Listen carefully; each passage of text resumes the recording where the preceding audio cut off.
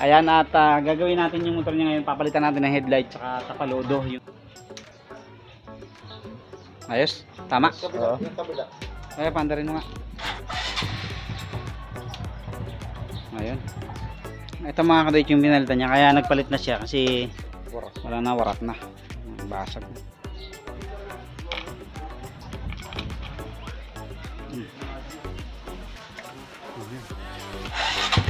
Ayun. Pundi nga mga kadate, pundi.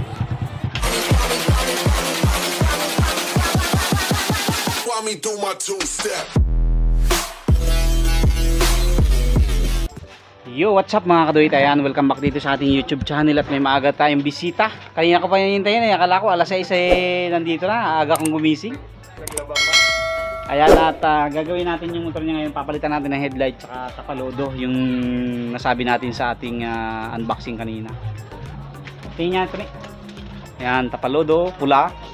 Tapos headlight na pula rin. Ayan. Replacement lang to mga kaduit, hindi siya talaga orig kasi napakamahal lang orig nito. Lens pa lang nasa kulang-kulang 2,000 na. Ay yung ano pa, yung mismong ASI. Kaya mabigat-bigat. Pinalitan na lang muna natin ng replacement. Naka-battery operated na ba yan? Hindi pa. Ba-battery operated pa? Ikaw? Di ba sabi mo ipapalitan ng Makuto? ng Osram. O kailangan battery operated pa rin yan. Ordinary. Ayan, battery battery operated na rin natin mga kabit para okay na. Tapos ito, kaso kung battery operated natin pre, baka malubat ka na. Kasi naka mini driving ka. Baka hindi kayanin. Baka hindi kayanin ng charging mo. Palitan na lang yung ano, yung sinabi mo na ilaw.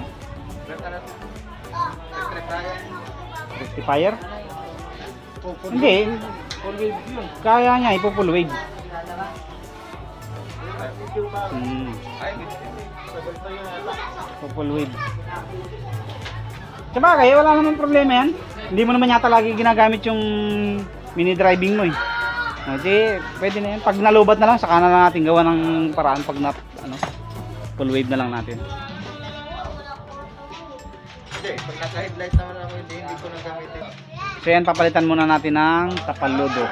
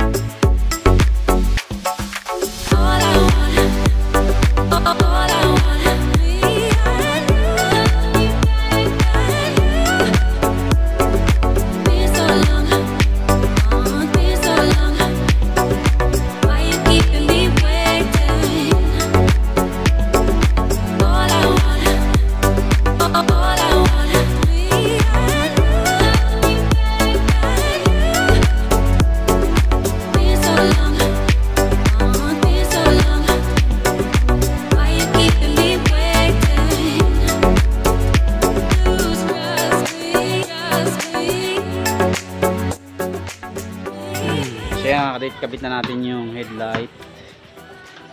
Ito. Tanggalin ko kaya yung isang ano, pero hindi. Len.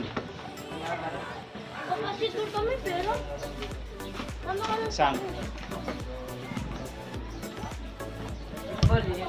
Wire? Hindi. Mini driving? Relay. Tumutukod dito sa ano. Yan na natin. Siksik dito. Lipat lang natin mga kadit yung bracket nung dati niyang headlight, yung dating headlight. Para hindi siya tumungo, yumuko-yuko o kaya pumalo-palo pagka mag-vibrate pagka maandar na. Support kasi yan. Eh, parang Russell sabi pupunta daw dito no, nakaraang linggo pa yun. Ay, yung sniper niya.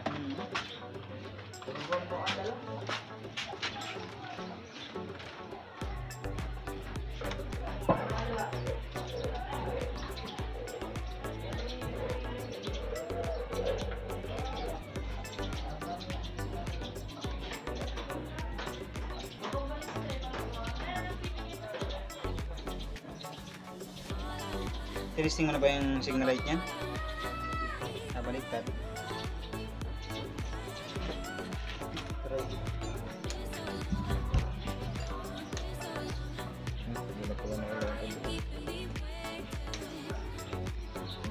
Ayos? Tama? Kabila, yung kabila. Okay. Headlight mo yung ginagana pag ano? Hindi. Kailangan paandarin yan. Pandari. Kaya paandarin mo nga.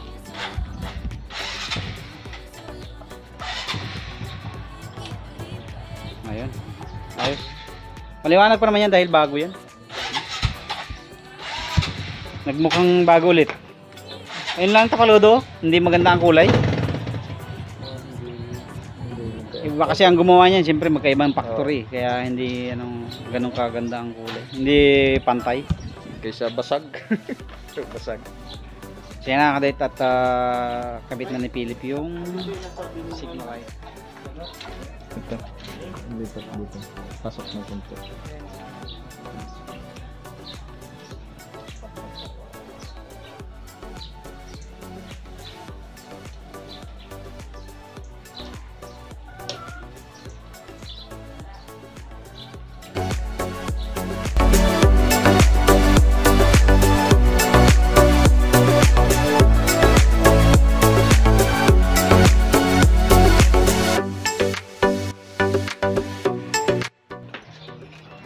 Ito mga kadate yung binalita niya, kaya nagpalit na siya kasi wala na, warat na, basag na. Wala nang nabibiling ganito eh. Stock ba ito? Oo. Mahirap makahanap yan. Lagay mo yung ano mo, headlight mo, tabi mo yung yung magagamit mo pa yung mismong itong ganito. Sprayan lang ulit. Kahit Tilox lang yan eh, katalo na yan.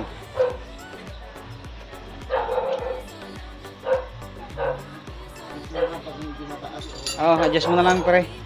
Dito lang yan pagka luwagan mo, tas tungo mo na lang.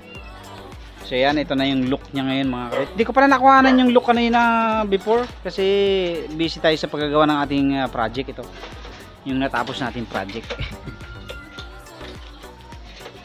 So yan, okay na yan. At change oil na lang. Yan mga kaduit, at i-adjust natin ng konti yung carburetor niya kasi medyo may hagok daw sa umaga. So ibig sabihin, sobra siya sa hangin. Kaso ang problema niya, hindi mapinit yung nut ng niya, ng air niya. Kaya tingnan natin, i-sprayin muna natin ng WD-40.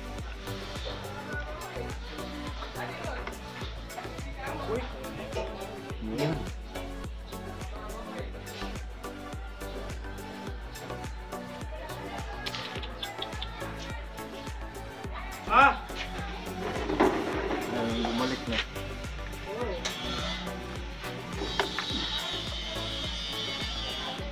Mahirap na ito ng yun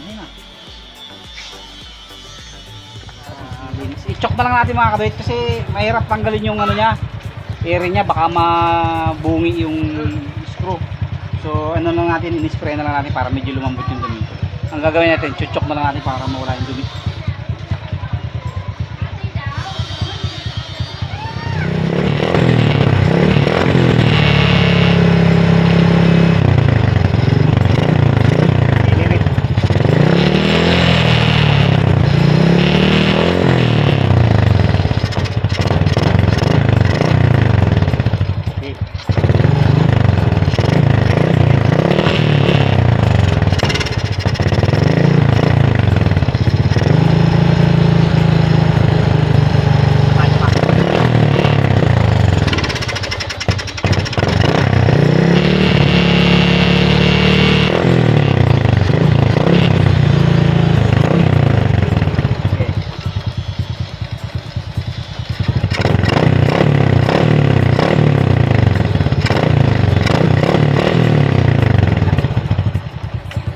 So ganun lang mga kabait, kung minsan kasi medyo napapasama pa ang pagbaklas. Kung maganda naman ang minor nyo at meron lang kayong medyo something lang na hindi naman madalas na nararamdaman, I-choke nyo lang, takpan nyo yung butas ng karburador nyo para sumuka yung dumi, ilalabas nun.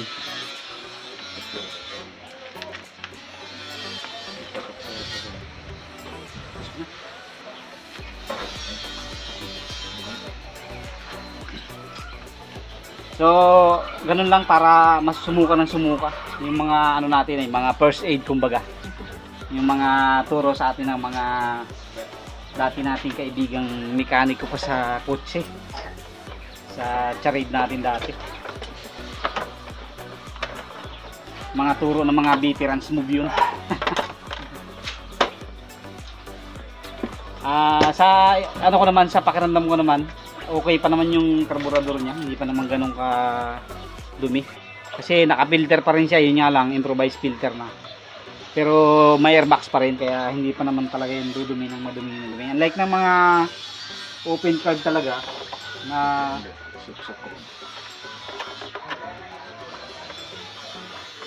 kailangan talaga baklasin kasi pasok na pasok talaga ang dumi doon. Katulad dun sa akin, every 3 months linis.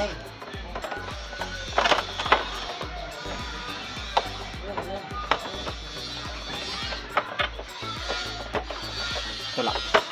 Galing si Jerome dito kanina eh. Sabi, pinakauna kong customer eh. Jerome.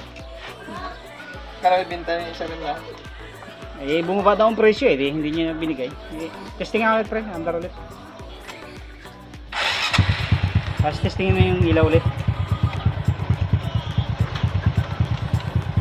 Ilaw, signal light. Para bago ka umalis, testing natin kung talaga okay. Ayos naman. Kusina, preno.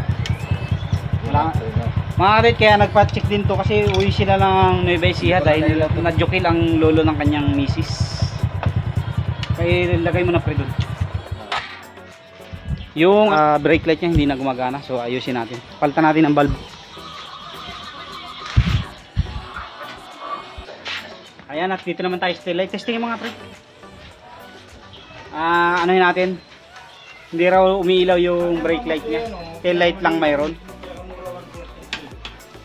Sa harap. Wala. Pero diyan. Pero nagana yan dati. Hindi kaya ang sira niya na dyan.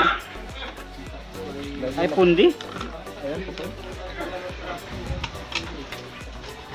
Ay hindi.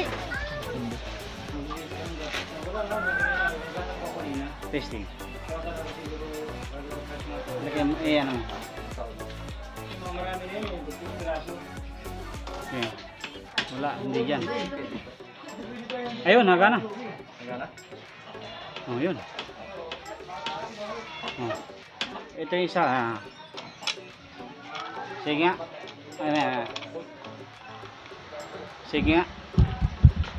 Wala, pundi na natin. Pundi na.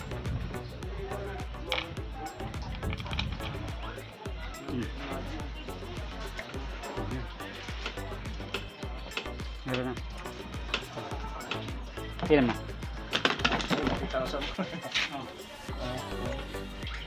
Pundi na yun.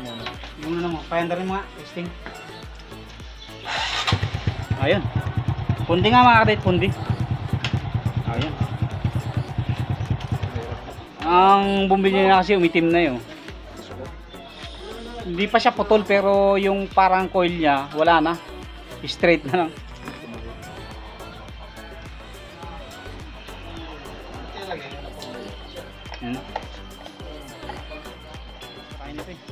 Kaya testing.